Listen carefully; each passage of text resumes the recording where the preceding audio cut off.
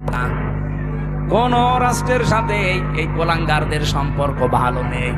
ওদের সম্পর্ক ভালো আছে মালদ্বীপের সাথে। যে কয়েকদিন আগে আমার এই হোসাইন মালদ্বীপ শ্রীলঙ্কা ঘুরে আসি, সব মালদ্বীপের সাথে ওদের সম্পর্ক ভালো নেই, শ্রীলঙ্কার সাথে ভালো নেই, ভুটানের সাথে ভালো নেই, পাকিস্তানের সাথে তো নেই, আফগানিস্তানের সাথেও ভালো নেই, মায়ানমারের সাথে ভালো নেই।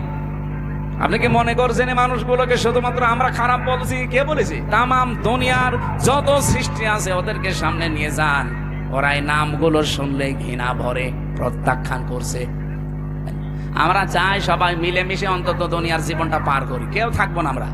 আপনি হিন্দু হন, খ্রিস্টান হন, মুসলমান হন, যাই হন, আর 100 বছর পরে এই পৃথিবীর জমিনে কেউ থাকবেন না, সব মাটির নিচে নাই আগুনে পুড়ে শেষ হয়ে যাবেন।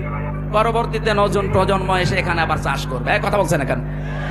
সুতরাং আমরা যেই কয়দিনই আছি শান্তি, স্বস্তি, নিরাপত্তা নিয়ে থাকতে চাই।